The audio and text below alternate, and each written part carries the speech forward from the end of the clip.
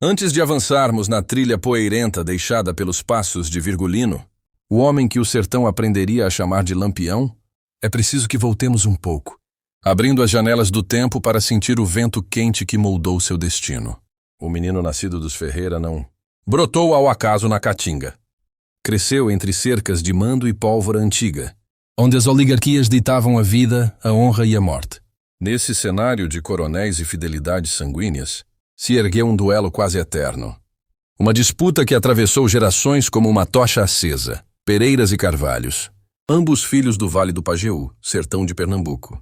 Dali sairiam dois homens, destinados a deixar cicatrizes profundas na memória nordestina. Senhor Pereira e Virgulino. Ferreira da Silva, o futuro rei do cangaço. A rixa, porém, não começou com eles. Suas raízes afundam no Império, lá por volta de 1838, quando o sangue derramado passou a marcar o solo como escritura de vingança. Francisco Alves de Carvalho, liberal e membro dos Carvalhos, foi acusado de mandar matar o coronel Joaquim Nunes Magalhães, conservador e aliado dos Pereiras. Esse disparo invisível foi o estopim de quase um século de represálias. Uma guerra silenciosa que ecoaria até a aurora do cangaço. Entre tantas pelejas, uma data se ergue como marco, 15 de outubro de 1907. Nesse dia, o sertão amanheceu mais pesado. O coronel Manuel Pereira da Silva Jacobina, o lendário Padre Pereira, tombou sob o fogo inimigo. Ex-seminarista e patriarca dos Pereiras, pai de Luiz Padre, esposo de Dona Chiquinha, irmão de outro Manuel, Pereira. Este último pai de dois nomes destinados a inflamar a história. Né Dadu e Sebastião, o menino que o sertão aprenderia a chamar de Senhor Pereira. Assim, antes de Lampião erguer o rifle e o nome, a chama já ardia, e era herança de sangue. A morte de Padre Pereira, ordenada por João Nogueira, dos Carvalhos, acendeu o pavio que o sertão temia reacender. O motivo imediato? A partilha de bens de Dona Benuta, esposa de Nogueira e sobrinha do próprio coronel assassinado. O que poderia ter sido o elo de paz entre os clãs, uma ponte firmada pelo casamento, transformou-se na centelha que abriu a fase mais sangrenta da disputa. Com o falecimento do velho barão do Pajeú, coube a Padre Pereira o comando da família. Era visto como homem de palavra, generoso, mais afeito a conciliar do que a guerrear, seu lar, sempre aberto aos sertanejos em busca de amparo. Era símbolo de prestígio e respeito no Vale do Pajeú. Justamente essa condição, dizem, tornou o alvo perfeito. Matar o coração moral dos Pereiras seria golpear a família onde mais doía. Após o tiro fatal contra o líder conciliador, o sertão respirou pesado. Dona Chiquinha, agora viúva, fez da dor combustível. Plantou o desejo de vingança no seio da família. E nele germinou uma árvore que só daria frutos de sangue. O primeiro a recolher essa colheita amarga foi Luiz Padre, filho único, então com apenas 16 anos, moldado pela perda e pelo ódio crescente. O luto, porém, não parou dentro de casa. Né Dadu, sobrinho de Padre Pereira e cunhado de João Nogueira, iniciou sua própria trilha de pólvora. Ainda em outubro, matou Joaquim, irmão de João, e um primo do mesmo. 2 tiros simbólicos na estrutura dos Carvalhos. A resposta veio rápida e brutal. João Nogueira reuniu mais de 20 homens e armou emboscada em Serra Vermelha, na propriedade do cunhado. O estopim voltou-se contra o próprio mandante. Nogueira também tombou, consumido pela mesma guerra que semeara. Mas o ciclo não se encerrou ali. Sob as ordens firmes de Dona Chiquinha, Né Dadu e seus homens prosseguiram. Executaram Eustáquio Carvalho, dono da fazenda Catolé. Com mais sangue derramado, o sertão se incendiou em ódio renovado, e o conflito, longe de arrefecer, ganhou força, transformando-se numa espiral que marcaria para sempre a memória nordestina. Essa sequência de mortes revela algo profundo sobre as dinâmicas de poder no sertão. A honra familiar era a moeda mais valiosa, e a paz raramente sobrevivia quando o prestígio era ferido. Cada ato vingativo reacendia não apenas a disputa entre Pereiras e Carvalhos, mas reafirmava o pacto silencioso de matar para manter o nome limpo. Estrutura que moldeou personagens, destinos e séculos depois, deu forma ao cangaço como fenômeno social e histórico. Você acredita que nesse ponto da história ainda era possível evitar a guerra? Ou o destino já estava selado quando puxaram o gatilho contra Padre Pereira?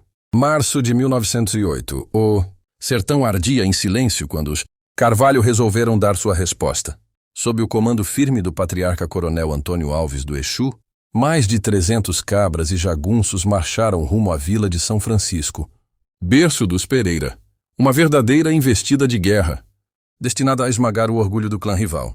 Do outro lado, para defender seu chão, ergueu-se Nedadu com pouco mais de 25 homens. Um punhado de combatentes contra um exército. O destino parecia decidido, até que a poeira da Caatinga trouxe reforços. Primeiro chegou Manuel Pereira Lins, o temido Neda Carnaúba, trazendo 70 homens prontos para o combate. Logo atrás, o coronel Antônio Pereira, reunindo mais de 60 cabras, somou-se à resistência. A balança virou. O que seria uma tomada triunfal dos... Carvalho terminou em fuga desordenada, com Antônio do Exu recuando para salvar o que restava de suas forças. Naquele tempo, as fronteiras do Vale do Pajeú não eram marcadas por mapas, e sim por influência.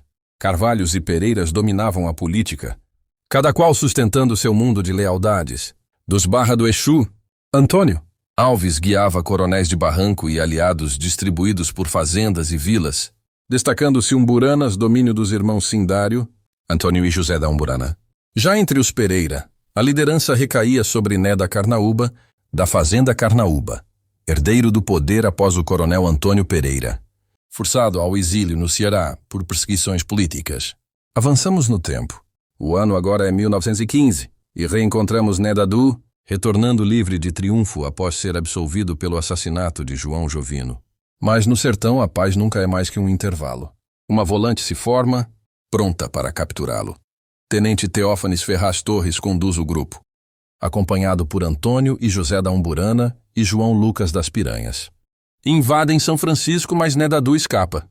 Em sua fúria, o grupo deixa a marca da violência. Espancam brutalmente Antônia Verônica, governanta da família conhecida como Mãe Preta, e levam como prisioneiro o jovem Sebastião Pereira, irmão mais novo de Nedadu, apenas 16 anos, mas já engolido pela história que consumia seu sangue. A retaliação não tardou. Vicente de Marina embosca e abate José da Umburana, reacendendo o braseiro. Mas o destino cobra caro. Em 16 de outubro de 1916, Nedadu cai. Não em combate aberto, mas vítima de traição. Morto com seu próprio rifle por Zé Rodrigues, conhecido como Zé Grande ou Zé Palmeira, um ex-cabra dos Carvalho. O lugar do crime, Poço do Amolar, Fazenda Serrinha. Assim se fechava um ciclo. O fiel defensor dos Pereiras tombava não sob o rugido da guerra, mas pelo silêncio venenoso da confiança quebrada. Essa fase do conflito mostra como o sertão transformava a lealdade em destino. Cada liderança carregava consigo um universo político. E a violência entre famílias não era apenas vingança. Era instrumento para manter poder, território e influência.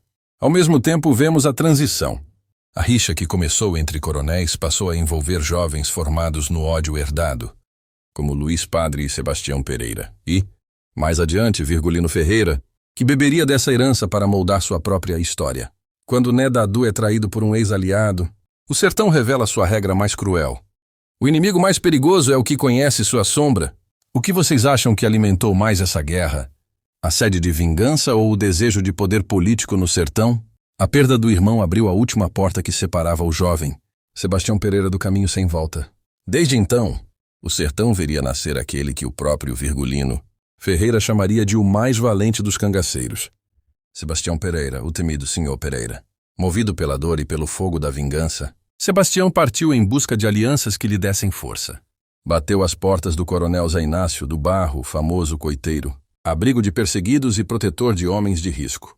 Dali saiu com cerca de 20 cabras armados, tendo ao seu lado como lugar-tenente seu primo Luiz Padre, sangue do mesmo clã e braço fiel da velha causa dos Pereira. O destino era Vila Bela, coração pulsante do Vale do Pajeú, mas antes haveria de lavar a honra nas ruas de São Francisco. Invadiu a vila, incendiou a loja de Antônio da Umburana e tomou o lugar como aviso e símbolo. Daí avançou para as fazendas dos Carvalho, Umburanas e Piranhas, onde sua fúria caiu como tempestade de pólvora, depredações, incêndios, animais abatidos, cercas destruídas, o chão virado em cinzas e lembrança amarga.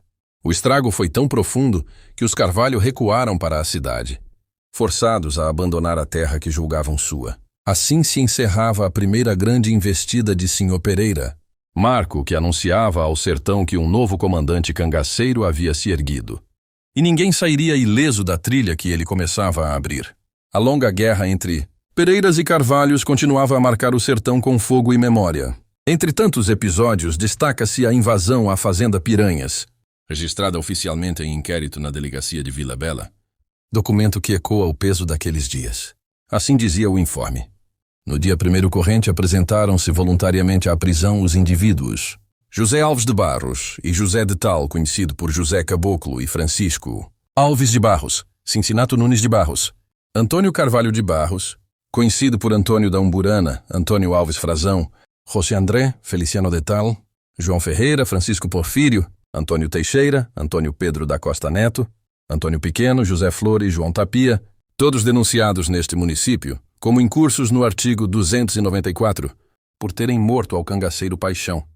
Na ocasião em que os mesmos se defendiam do ataque feito à fazenda, Piranhas pelo grupo chefiado por Sebastião Pereira e Luiz Padre, do qual fazia parte o referido Paixão, informe ao chefe de polícia pelo delegado de Vila Bela, 5/9/17. A escrita do delegado confirmava o que o sertão já murmurava. A vingança dos primos tinha nome, rumo e destino. Algum tempo depois, Sebastião Pereira encontraria o assassino de seu irmão, Nedadu, o homem conhecido por Palmeira, abatendo-o na região de Viçosa, em Alagoas. Na mesma toada, Luiz Padre buscaria seu próprio acerto de contas. Matou Luiz de França, o responsável pela morte de Padre Pereira, na localidade de São João do Barro Vermelho. A trilha de sangue prosseguiria. Na Queixada, sob a guarida do coronel Pedro da Luz, os primos alcançaram Antônio da Umburana, figura central entre os Carvalhos, que acabou sangrado e morto. Assim se completava o ciclo de vingança de Sebastião Pereira e Luiz Padre, dois homens que transformaram a dor familiar em juramento de pólvora, deixando marcada cada emboscada como capítulo inevitável da saga cangaceira que moldaria o destino de Lampião e do sertão. Ao percorrermos essa trilha de sangue, vingança e honra ferida, percebemos que a rixa entre Pereiras e Carvalhos ultrapassou a simples disputa familiar, tornou-se uma força modeladora do próprio sertão. O que começou como conflito de prestígio político e patrimônio, rapidamente se transformou em herança emocional, passada de pai para filho, de tio para sobrinho, como se o ódio fosse um legado tão valioso quanto a terra. O assassinato de Padre Pereira não foi apenas a morte de um líder, foi o rompimento de um pacto silencioso que mantinha certa ordem. A partir dali, cada baixa, cada fazenda, cada vila passou a ter ecos desse duelo ancestral. E da poeira do Vale do Pajeú surgiram homens que marcariam para sempre a história. Sr. Pereira, Luiz Padre e logo depois, Virgulino Ferreira, Lampião. Pode-se dizer que o cangaço nasceu de muitas dores nordestinas, mas essa guerra entre clãs serviu como combustível direto, lapidando homens, moldando caráteres e criando o ambiente perfeito para o surgimento de um dos fenômenos mais marcantes do Brasil. O que impressiona é a constância da vingança, como se o sertão tivesse sido educado a nunca esquecer nem perdoar. E nessa lógica dura, onde honra vale mais que vida, cada morte cobrava resposta, cada resposta pedia sangue, e o ciclo parecia eterno. Até que o próprio tempo se encarregou de sepultar gerações, mas não as histórias. Para além do revide e das emboscadas, fica uma reflexão. Se o perdão tivesse encontrado terreno fértil naquele sertão, existiria Lampião como o conhecemos, ou ele teria sido apenas mais um vaqueiro no rastro do gado? E agora eu quero saber de você. Você acha que o destino desses homens já estava escrito quando o primeiro tiro ecoou? Ou cada decisão criou uma nova tragédia inevitável? Se essa história te prendeu, deixa teu like e compartilha com quem gosta de história do Nordeste. Se inscreve no canal para não perder os próximos capítulos dessa saga. E comenta aí embaixo a tua opinião. Tua voz também faz parte dessa narrativa. Nordeste é cultura, e aqui a história nunca morre, apenas muda de nome.